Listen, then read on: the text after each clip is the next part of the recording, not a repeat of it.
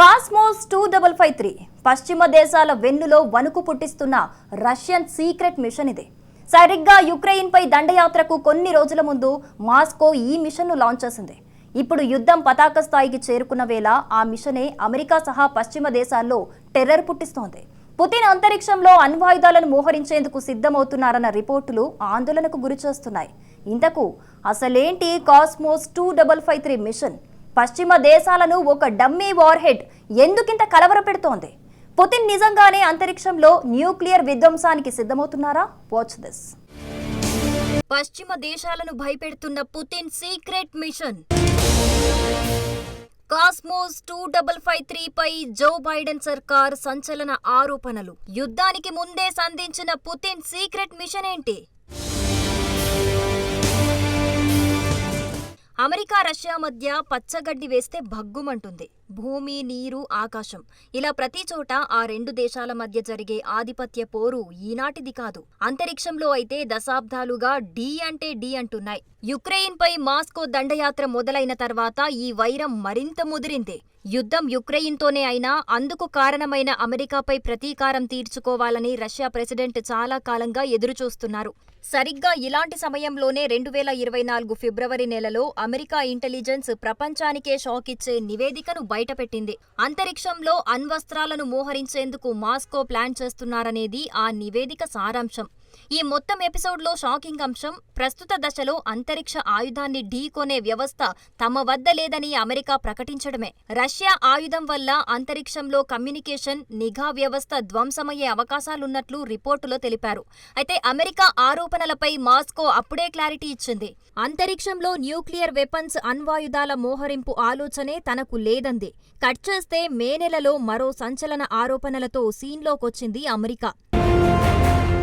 Russia అంతరిక్ష సంస్థ మే 17న భూ దిగువ కక్షలోకి ఉపగ్రహాన్ని ప్రయోగించిందని అమెరికా రక్షణ శాఖ ప్రధాన కార్యాలయం పెంటగాన్ ప్రతినిధి బ్రిగేడియర్ జనరల్ పాట్ రైడర్ చెప్పారు.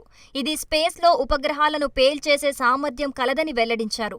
ఇప్పటికే అదే కక్షలో ఉన్న తమ ప్రభుత్వ శాటిలైట్ USA 314ను దెబ్బతీయడానికే రష్యా ఈ చర్యకు పూనుకుందని ఆరోపించారు.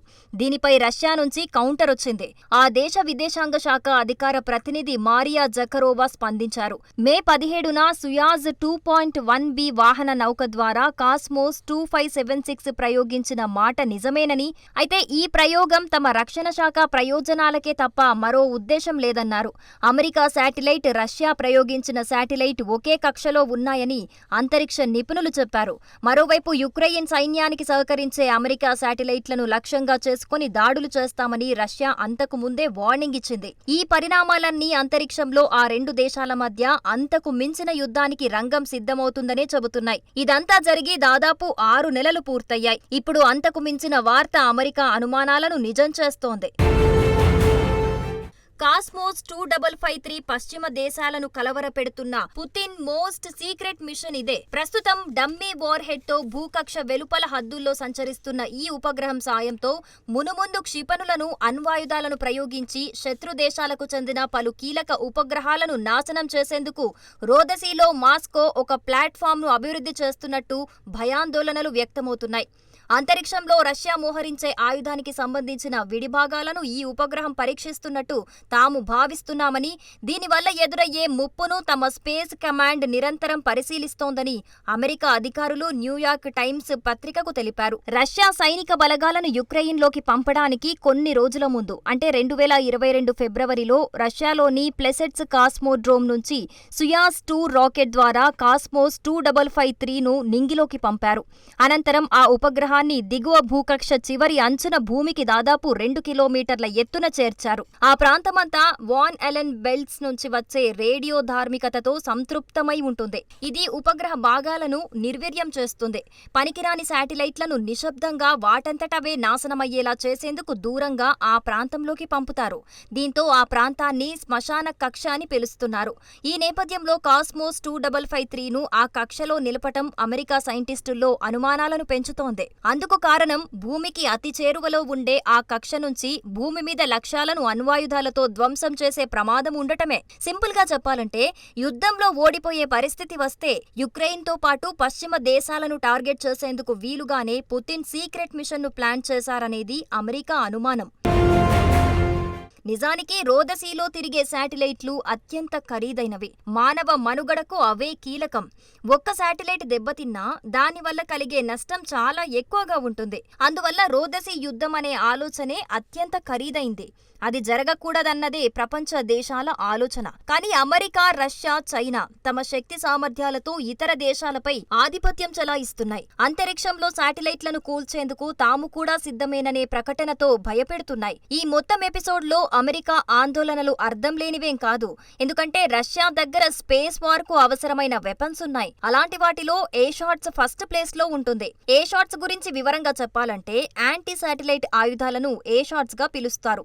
కాస్త అర్థమయ్యేలా చెప్పాలంటే ఉపగ్రహాలను ధ్వంసం లేదా నియంత్రించే ఆయుధాలను ఏ-షాట్స్ అంటారు. అంటే మిలిటరీ సహా వివిధ ప్రయోజనాల నిమిత్తం అంతరిక్షంలోకి పంపిస్తున్న ఉపగ్రహాలను ఈ ఆయుధాల ద్వారా ధ్వంసం చేసేస్తారు. మాస్కో మే నెలలో ప్రయోగించిన కాస్మోస్ 2576 కూడా అలాంటిదే.